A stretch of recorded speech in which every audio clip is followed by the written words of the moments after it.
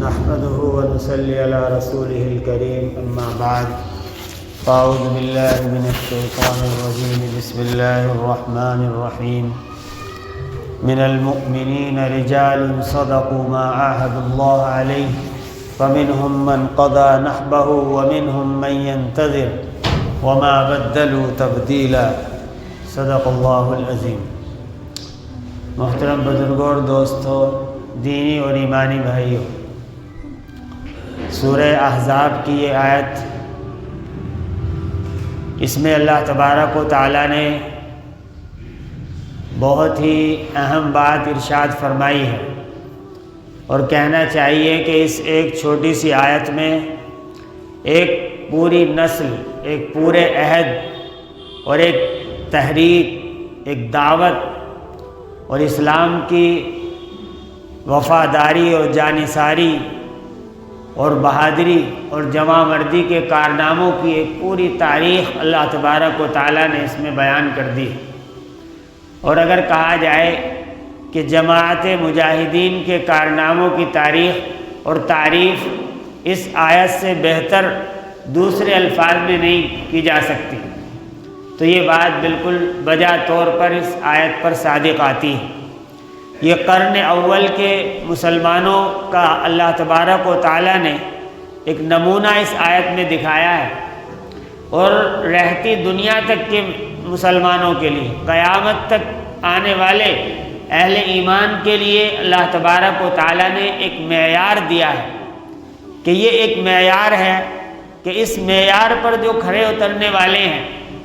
وہ ہیں جو اللہ تبارک و تعالیٰ کی طرف سے جن کو قبولیت کا استحقاق پیدا ہوتا ہے۔ اللہ تبارک و تعالیٰ کی نعمتیں اہل ایمان پر اور اہل اسلام پر بے شمار نعمتیں اللہ کی نازل ہوتی ہیں، لیکن ان نعمتوں کا حق ادا کرنے والے اور ان کا شکریہ ادا کرنے والے اس میں سے چند لوگ ہیں۔ اور اس آیت میں اللہ تبارک و تعالیٰ نے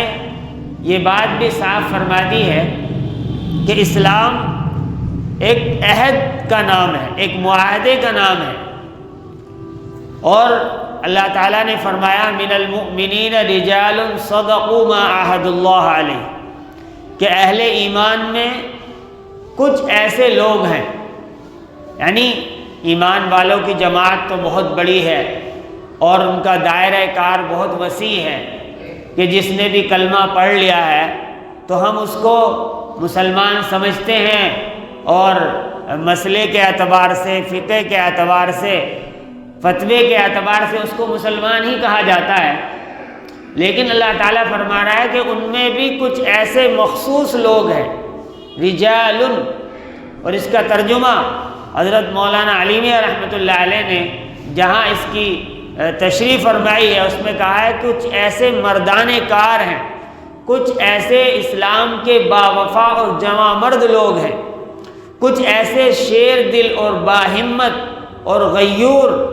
اور باحوصلہ لوگ ہیں کہ صدقوا ما عاہدوا اللہ علیہ، کہ جو انہوں نے اللہ سے عہد کیا اس کو سچ کر دکھایا، اس پر کھرے اترے، کہ اللہ سے جو انہوں نے وعدہ کیا، اللہ سے جو عہد کیا اس پر وہ کھرے اترے اور اس معیار پر پورے اترے جو معیار اللہ تبارک و تعالیٰ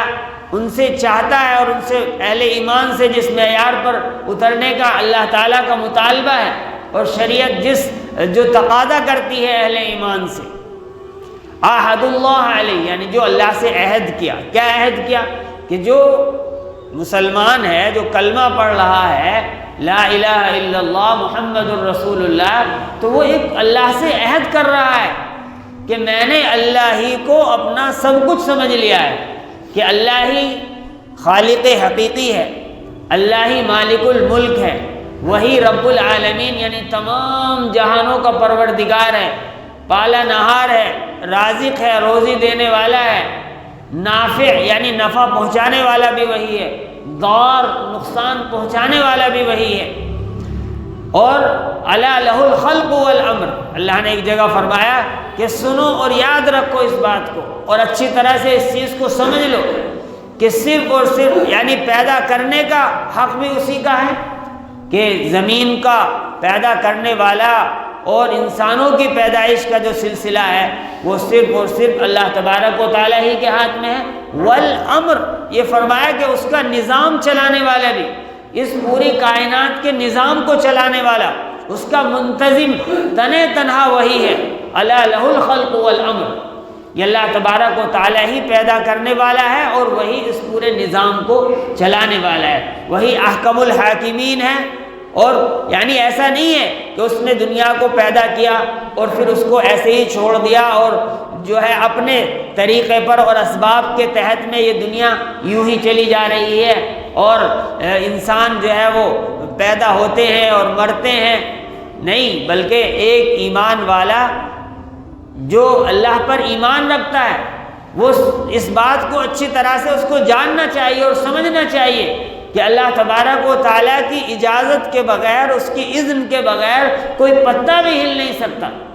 ما تسقط من ورقۃ الا يعلمها، کہ کوئی پتا بھی گرتا ہے اللہ تبارک و تعالیٰ کو اس کا علم ہے، اس کی اجازت کے بغیر نہیں ہلتا۔ ولا حبۃ فی ظلمات الارض، اور زمین کی تاریکیوں میں اور تہوں میں اور گہرائیوں میں اگر کوئی دانہ بھی ہے وہ بھی گرتا ہے اور وہ اپنی جگہ سے کوئی ذرہ وہ ہلتا ہے تو اللہ تبارک و تعالیٰ ہی کے حکم سے اور اسی کی اجازت سے۔ اس کارخانے کے اندر جو تبدیلیاں آتی ہیں، جو بڑے بڑے انقلابات ہوتے ہیں، جو مصیبتیں آتی ہیں، جو آزمائشیں آتی ہیں، وہ سب کی سب اللہ تبارک و تعالیٰ کی طرف سے آتی ہیں۔ ان تمام چیزوں کا یقین کرنا اور ان تمام چیزوں پر ایمان لانا وہ ایک ایمان والے کا کام ہے، اور وہ اس اعتبار سے اپنے ایمان کو چیک کرتا رہے۔ جب اس نے کلمہ پڑھ لیا ہے تو اب ان تمام چیزوں پر ایمان لانے کے بعد وہ یہ بھی اقرار کرتا ہے ساتھ ساتھ کہ میں اسی احکم الحاکمین، اسی رب العالمین، اسی مالک اور اسی خالق کی باتوں کو مانوں گا اور اس پر چلوں گا، انہی احکامات کو اپنی زندگی میں نافذ کرنے کی کوشش کروں گا کہ جو احکامات مجھے شریعت نے دیے ہیں۔ صحابہ کرام نے ہمارے سامنے یہی معیار چھوڑا ہے کہ جب انہوں نے کلمہ پڑھ لیا اور اسلام لے کر آئے تو سارے مظالم اور ساری مصیبتیں ان کو اپنی جگہ سے ٹس سے مس نہیں کر سکی۔ صحابہ کرام پر ہونے والے جو شروع دور کے جو مظالم ہیں بار بار ہم ان کو سنتے ہیں، کوئی کسر اہل مکہ نے اور کفار نے اور قریش نے چھوڑی نہیں تھی کہ ان کو اپنے دین سے ہٹا دیں، لیکن نہیں کہ ایک ذرہ بھی ان کے اندر اپنے دین سے ہٹنے کا یہ سوال ہی پیدا نہیں ہو سکتا۔ یعنی پھر ان کے لیے جب ایمان داخل ہو گیا، وہ اسلام کے اندر داخل ہو گئے، دائرہ اسلام میں آ گئے، تو پھر جان و مال کی کوئی پرواہ نہیں، اہل و عیال کی کوئی پرواہ نہیں، عزت اور ذلت کی کوئی پرواہ نہیں، مصیبت اور راحت کی کوئی پرواہ نہیں۔ اسی وجہ سے تو منافقین یہ کہا کرتے تھے کہ یہ بیوقوف لوگ ہیں کہ وَإِذَا قِيلَ لَهُمْ آمِنُوا كَمَا آمَنَ النَّاسِ، کہ جب ان سے کہا جاتا ہے کہ تم ایمان لے کر آؤ ایسے جیسے یہ صحابہ کرام ایمان لے کر آئے ہیں، حضرت ابو بکر رضی اللہ تعالیٰ نے، حضرت عمر فاروق ہے، حضرت عثمان غنی ہے اور دوسرے جو جلیل القدر صحابہ کرام ہیں، تو وہ کہتے تھے انؤمن کما آمن السفہاء، کہ کیا ہم ایسے ایمان لے کر آئیں جیسے یہ بیوقوف لوگ ہیں۔ تو بیوقوف کس وجہ سے کہا انہوں نے؟ دنیاوی اعتبار سے تو وہ ظاہر میں کوئی بیوقوف نہیں تھے، ان کی عقل کے اندر کوئی فطور نہیں تھا، ان سے کوئی ایسا واقعہ سرزد نہیں ہوا تھا کہ جس کو بیوقوفی اور حماقت کہا جائے۔ بیوقوفی ان کی نظر میں کیا تھی؟ ان منافقین کی نظر میں بیوقوفی یہی تھی کہ جب ان سے جیسا مطالبہ کیا جاتا ہے یہ اٹھ کھڑے ہوتے ہیں، نہ اپنی جان کی پرواہ کرتے ہیں، نہ اپنے مال کی پرواہ کرتے ہیں، نہ اپنے بیوی بچوں کی پرواہ کرتے ہیں کہ ان کی کون دیکھ ریکھ کرے گا، یہ جان ہتھیلی پر لے کر نکل کھڑے ہوتے ہیں کہ ان کے لیے کوئی مسئلہ ہی نہیں رہ جاتا۔ یہ ہے وہ ایمان اور اسلام اور جو معیار اللہ تبارک و تعالیٰ نے ہمیں اس آیت کے ذریعے سے سمجھانے کی کوشش کی ہے کہ من المؤمنین رجال صدقوا ما عاہدوا اللہ علیہ، کہ اہل ایمان کے اندر ایسے مردان کار، ایسے باہمت اور باحوصلہ اور شیر دل اور غیور اہل ایمان کچھ لوگ ہیں کہ صدقوا ما عاہد اللہ علیہ، کہ جو اللہ تبارک و تعالیٰ سے انہوں نے کلمہ پڑھ کر عہد کر لیا، جس شریعت کا پاس و لحاظ کرنے کا انہوں نے اللہ سے وعدہ کر لیا، تو اب اس میں ذرہ برابر بھی کوئی کمی نہیں آئی، انہوں نے اس کو سچ کر دکھایا، اس معیار پر کھرے اترے۔ جب قرآن کریم لفظ صدقو بولتا ہے تو اس کی گہرائی اور اس کی وسعت اور اس کی جو معنویت ہے اور اس کی جو مقصدیت ہے،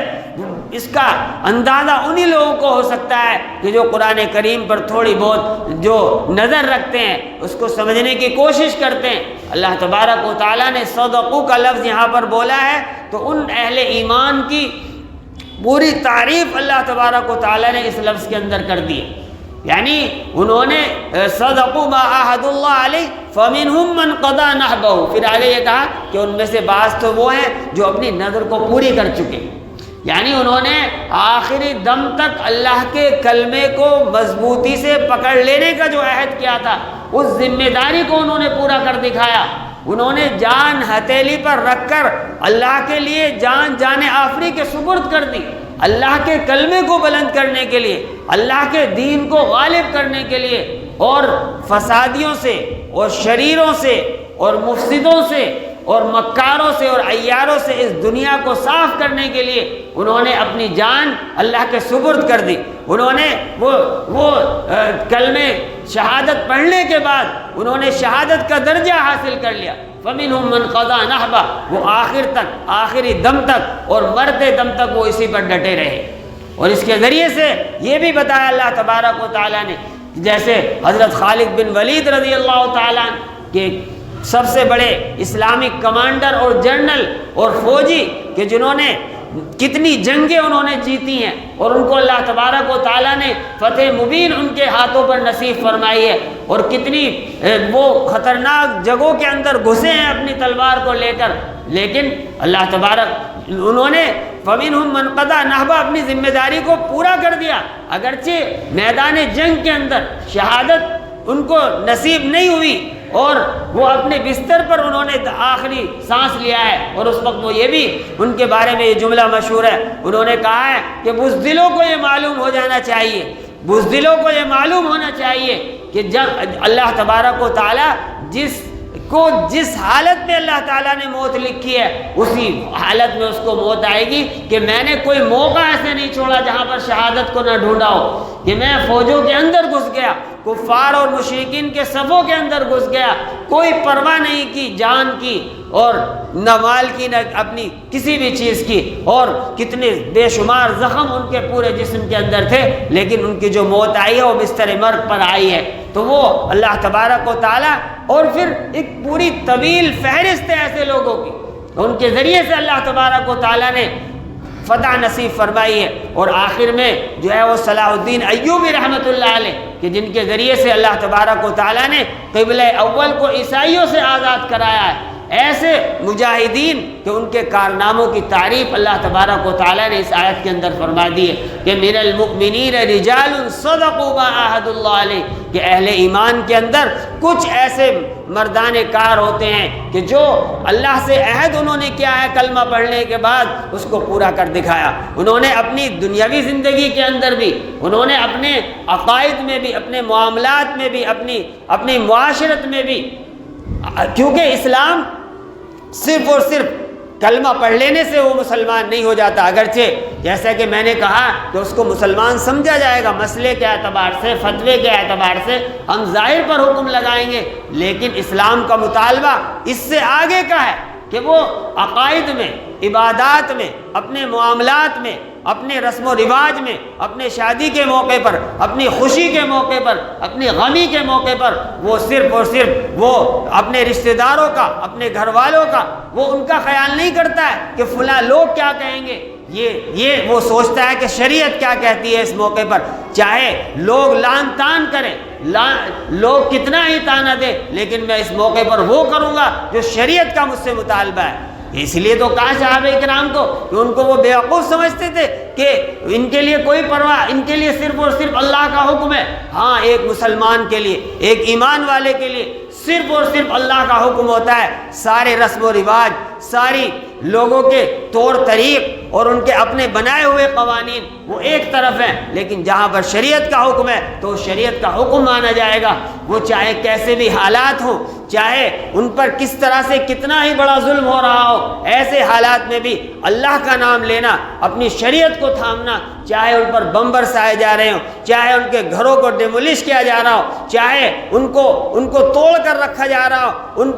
ان پر ظلم کے پہاڑ توڑے جا رہے ہوں، لیکن اللہ کی شریعت، اللہ کا حکم، اللہ کی جو قانون ہے اس کو سینے سے لگانا اور اسی قانون کے ساتھ، اسی کلمے کے ساتھ، اسی توحید کے ساتھ میں اس دنیا سے رخصت ہونا، یہ بڑے مردان کار ان لوگوں کا کام ہے۔ اس حق کو جو اللہ تبارک و تعالیٰ نے اس آیت میں بیان فرمایا ہے، اس وقت جو ہے وہ فلسطینی مجاہدین کہ جنہوں نے من المؤمنین رجال صدقوا ما عاهدوا اللہ علیہ فمنهم من قضى نحبہ، ان میں سے بعض وہ ہیں جو اپنی ذمہ داری کو، اپنی نظر کو پورا کر چکے، ومنهم من ينتظر، اور ان میں سے بعض وہ ہیں جو انتظار میں ہیں، جو شہادت کے انتظار میں ہیں، یا تو فتح نصیب ہوگی یا شہادت، اگر